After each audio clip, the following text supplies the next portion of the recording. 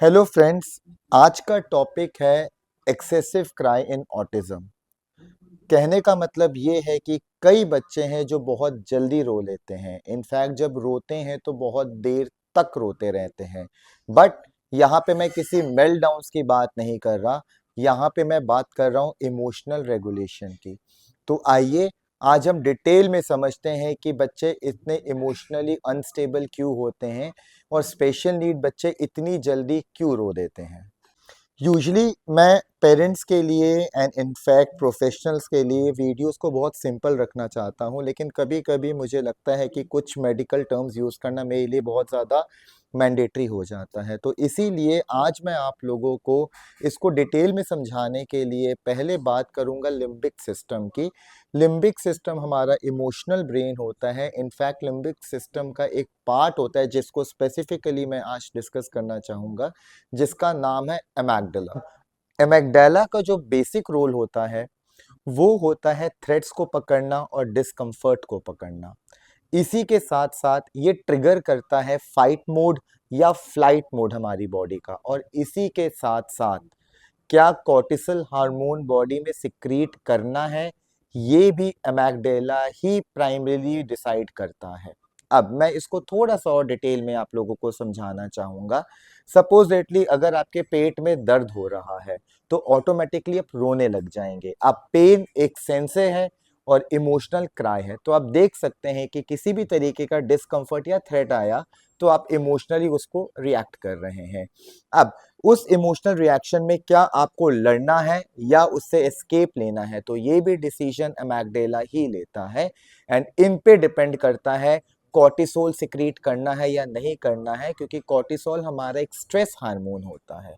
अब अगर इतना कुछ अगर आपको समझ आ गया है तो ये अब मेरे लिए बहुत आसान है आप लोगों को बताना कि कभी कभी ऑटिज्म में हमारा जो अमेग्डाला होता है वो ओवर स्टिमुलेटेड हो जाता है। ऑब्वियसली ओवर स्टिमुलेशन का मतलब होता है हल्का सा भी अगर कोई इनपुट है लेकिन वो बहुत ज़बरदस्त तरीके से या हाई लेवल से रिस्पॉन्स करता है।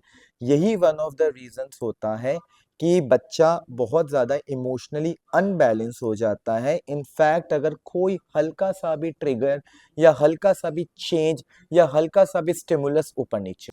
नाउ यहाँ पे मैं एक चीज़ और बताना चाहूँगा कि जैसे कि एमेग्डाला इमोशनल रिस्पॉन्सेस को ट्रिगर करता है। अब इस ट्रिगर एक कंट्रोल लेवल तक रहना चाहिए, क्योंकि अगर ये एक्सेस ट्रिगर होगा ह्यूमंस में तो हम शायद इमोशनली इम्बैलेंस हो जाए। तो इसका मतलब है कि कोई एक ऐसा सिस्टम होना चाहिए जो कि एमेग्डाला के इमोशनल रिस्पॉन्सेस को न्यूट्रलाइज करे। अब यहाँ पे मैं बात करूंगा एक और टर्म जिसे हम कहते हैं pre frontal cortex. Pre frontal cortex basically हमारे फ्रंट पार्ट में होता है और इसका काम होता है प्रॉब्लम को सॉल्व करना, चीजों को सोचना, इंटरप्रेट करना और इमोशंस को बैलेंस में रखना। तो अब पेरेंट्स आपको एक चीज समझ आ गई होगी कि प्री फ्रंटल कॉर्टेक्स और अमेग्डाला दोनों एक दूसरे के साथ काउंटरली वर्क करते हैं। अब जो सेकेंड रीजन कि इमोशनली बच्चा अगर बहुत ज्यादा क्राइंग कर रहा है, ये हो सकता है कि उसका जो प्री फ्रंटल कॉर्टेक्स है वो इतना ज्यादा अच्छा वर्क नहीं कर रहा। क्योंकि वो इतना अच्छा वर्क नहीं कर पा रहा, प्रॉब्लम सॉल्विंग नहीं आ रही, इंटरप्रेट नहीं कर पा रहा, वो आगे की चीज़ों को समझ नहीं पा रहा, उसका डिसीजन मेकिंग बहुत ज़्यादा पुअर है, तो इसमें भी अमेग्डाला बहुत ज़्यादा हावी हो जाता है। तो इसमें हो सकता है कि हमारा अमेग्डाला ज़्यादा सेंसिटिव नहीं है, बट मेरा प्री फ्रंटल जो कॉर्टेक्स ए है वो शायद इतनी तरीके से इतने अच्छे तरीके से डेवलप नहीं हो रहा। मैं आपको यहाँ पे एक एग्जांपल देना चाहूँगा। यूजली जो प्री फ्रंटल कॉर्टेक्स एरिया होता है ना, ये ब्रेन का सबसे मतलब लास्ट पार्ट होता है जो कि मैच्योर होता है। अब मैं अगर आपको समझाऊं, जो खासकर जो मेल्स होते हैं, जो एडोलेसेंट्स होते हैं जिनकी एज 13 से 17 या 18 होती है, हम जानते हैं कि वो बहुत ज़्यादा एग्रेसिव होते हैं और यूजली अगर आप साइकोलॉजी पढ़ोगे तो उसको ना एक एग्रेसिव फेज माना जाता है, खासकर मेल्स में। अब ये मैं इसलिए आप लोगों को स्पेसिफाई कर रहा हूं कि एग्जैक्टली यही प्रोसेस चलता है जहां पे अमेग्डाला तो मैच्योर अच्छे तरीके से हो रहा है, मगर प्री फ्रंटल कॉर्टेक्स एरिया थोड़ा सा टाइम लेता है मैच्योरिटी में, जिसकी वजह से जो एडोलेसेंस में बच्चे होते हैं वो शायद अपने आप को इमोशनली इतना अच्छा रेगुलेट नहीं। तो अगर अब हम ऑटिज्म की बात करते हैं, अगर हम बात कर रहे हैं उन बच्चों की, तो अगर बच्चों का, अब मेरी बात यहाँ पे ध्यान से सुनिए बिकॉज ऑक्यूपेशनल थेरेपी का रोल बाद में समझना आप लोगों के लिए इंपॉर्टेंट हो जाएगा। अगर बच्चे की थिंकिंग स्किल्स नहीं है, डिसीजन मेकिंग नहीं है, इंटरप्रिटेशन नहीं है, प्रॉब्लम सॉल्विंग नहीं है, जो कि हमारे ऑटिस्टिक बच्चे या फिर स्पेशल नीड्स बच्चे स्ट्रगल करते हैं, ये भी एक वन ऑफ द रीजंस है कि अमेगडाला बहुत ज़्यादा सुपीरियरली वर्क करता है। अब जो थर्ड चीज़ आती है that is the connection, connection between amygdala and prefrontal cortex. Connection का क्या मतलब है?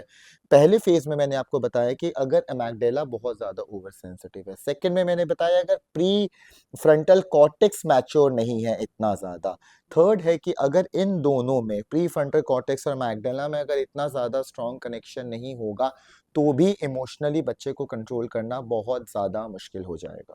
अगर अब मैं चौथे रीजन की बात करूं, वो है हमारा ऑटोनॉमिक नर्वस सिस्टम। ये एक ऐसा टर्म है जो पेरेंट्स आप लोगों ने क्लास 8 में पढ़ा होगा, फिर क्लास 10 में पढ़ा होगा, जो बेसिकली डिवाइड होता है पैरासिम्पैथेटिक एंड सिंपैथेटिक। इसको मैं और इजी करता हूँ। देखिए, जैसे ही मैं इमोशनली आउटबर्स्ट होता हूँ तो मेरा हार्ट रेट बढ़ जाएगा, मेरा ब्लड प्रेशर बढ़ जाएगा, और जितने भी मेरे जो स्टिमुलेशंस है, जो मेरी बॉडी के रिएक्शंस को हाई करते हैं, वो सारी चीज़ें बढ़ जाएंगी। तो कहने का मतलब है कि सिंपैथेटिक पाथवे मेरी बॉडी का बहुत ज़्यादा इंक्रीज हो जाएगा। अब यहाँ पे एक ये भी चीज़ आती है कि सिंपैथेटिक एंड पैरासिम्पैथेटिक जो नर्वस सिस्टम है, क्या उनमें प्रॉपर बैलेंस है या नहीं है? वेल, आप मुझे यहाँ पे सोच होंगे कि सर आज बहुत ज्यादा टेक्निकल हो रहे हैं। वेल, मैं थोड़ा सा टेक्निकल इसलिए हो रहा हूँ, कई पेरेंट्स जब आप मुझसे पूछते हैं कि क्या मेरे बच्चे को मेडिसिन चाहिए या नहीं चाहिए, ये चीजें कई चीजों में डिपेंड करती हैं। जैसे मैंने आपको बोला कि अमेगडाला स्टिमुलेटेड है या नहीं है, सेकंड जैसे मैंने बोला कि कॉर्टिसोल जो हमारा स्ट्रेस हार्मोन है वो ज्यादा सिक्रीट तो नहीं हो रहा, that is one of the reasons. और थर्ड, अगर मेरा sympathetic and parasympathetic system autonomic nervous अगर प्रॉपर बैलेंस नहीं है, ये सब चीजों पे डॉक्टर डिसीजन लेके करते हैं कि क्या बच्चे को मेडिसिन चाहिए या नहीं चाहिए। अब ये सब बताने के बाद अब मैं आपसे डिस्कस करूंगा कि ऑक्यूपेशनल थेरेपिस्ट का रोल इमोशनल क्राई में बच्चे के कैसे हेल्प कर सकता है। देखिए, रोल वही था जो पहले है, वही चीजें अब होंगी। अब मैं आपको ना एक एक एग्जाम्पल की तरह समझाना चाहूंगा ताकि आपको चीजें बहुत अच्छे से समझ आ जाए। सपोज दैटली आप किसी स्ट्रीट में जा रहे हैं और लाइट्स नहीं है, अंधेरा है, और पीछे से कोई डॉग है जो बाक कर रहा है। अब आप दो चीजें करेंगे, या फिर आप भागेंगे या फिर आप टर्न करके बोलेंगे कि मैं इस डॉग को भगाता हूं। अब दोनों सिचुएशन में आपका इमोशनल रिस्पॉन्स बिल्कुल अलग होगा, लेकिन अमेगडाला स्टिमुलेट होगा। कहने का मतलब है, अगर आपके पास स्किल है, अगर आपके पास कॉन्फिडेंस है, अगर आप प्रॉब्लम सॉल्व कर सकते हो, तो शायद आप उस वो जो आपका एक स्ट्रेस है उसके साथ आप फाइट करना चाहेंगे। तो अगर बच्चा अच्छे स्किल्स के साथ है, अगर बच्चे को स्ट्रेस नहीं आ रहा है, अगर बच्चा चीजों को प्रॉब्लम सॉल्व कर पा रहा है, अगर बच्चा प्लान कर पा रहा है मोटर चीजों को, अगर बच्चे का कॉग्निटिव बेटर हो रहा है, तो डेफिनेटली इससे उसके इमोशनल रिस्पॉन्सेस बेटर होंगे, उसके खुद के कंट्रोल में आएंगे। तो इनफैक्ट यही रीजन है, यही वन ऑफ द रीजंस है कि मेडिकेशन देनी है या नहीं देनी है। कोई बच्चा मेरे पास अगर आता है तो सबसे पहले मैं 2-3 महीने की थेरेपीज देता हूँ, और मैं इनफैक्ट वो थेरेपी देते हुए यही चेक करता हूँ कि बच्चे का इमोशनल कंट्रोल कितना ज्यादा अच्छा आ रहा है। ये एक दिन का काम नहीं है। जब मैं कह रहा हूँ कि एडोलेसेंस में भी ये चीज़ें बहुत ज़्यादा आउटबर्स्ट आते हैं, तो आप समझ सकते हैं कि ये इतना ज़्यादा वो नहीं है, बट डेवलपमेंट दिख जाती है। तो अगर आज मैंने बच्चे के साथ सेशन स्टार्ट किया जहाँ पे सीवियर मेल्टडाउन या क्राइम बिहेवियर था, और जब मैं 2 महीने के बाद ले रहा हूँ और एज अ पेरेंट और एज अ थेरेपिस्ट हमें लग रहा है कि 50% का डिक्रीज हुआ है, तो कहीं ना कहीं शायद ऑक्यूपेशनल थेरेपी में जब आप स्किल ट्रेनिंग कर रहे थे, यही वो रीज़न है। तो पेरेंट्स, वेल मैंने आपको थोड़ा सा इसके बारे में बताया। आई होप कि इतना ही जानना आपके लिए ज़्यादा इंपॉर्टेंट है, बिकॉज न्यूरोलॉजिकली बहुत डेप्थ में ये चीज़ समझाई जा सकती है, मगर इतना ही आप समझिए। एंड जो क्राइंग बिहेवियर होता है ये बहुत इमोशनली एक ऐसी चीज़ है जो आपको बच्चे को कंफर्ट करना बहुत ज़्यादा ज़रूरी है। इसीलिए ऑक्यूपेशनल थेरेपी उन बच्चों के लिए भी बहुत ज़्यादा इंपॉर्टेंट है जहाँ पे इमोशनल बैलेंस बहुत ज़्यादा पुअर है। चलिए वीडियो को ख़त्म करते हुए मैं पहले आप सबको, मेरे सब्सक्राइबर्स को बहुत थैंक यू बोलूँगा, बिकॉज़ जब मैं यूट्यूब लाइव में आया था तो आप लोगों ने बहुत अच्छी response the. I am sorry कि मैं सबके आंसर्स नहीं दे पाया, but thank you for giving me such a good response. और बहुत जल्दी मैं ट्राई करूँगा कि मैं दोबारा यूट्यूब लाइव आऊँ, बिकॉज़ ये मेरा पहली बार था, तो मुझे लगता है कि कहीं न कहीं मैं भी इतना स्ट्रक्चर्ड नहीं था। But thank you for it. And please अगर आपको ये वीडियो समझ आए और आपको लगता है कि ये बहुत इंपॉर्टेंट टॉपिक है, तो प्लीज़ इसको ढेर सारा शेयर करिए, बाकियों को भी बोलिए कि वो सब्सक्राइब करें इस चैनल को, बिकॉज़ इसमें मैं ट्राई करता हूँ कि जो जेन्युइन और जो डेली रूटीन में पेरेंट्स को स्ट्रगल आ रहा है, मैं उसको सॉर्ट आउट कर पाऊँ।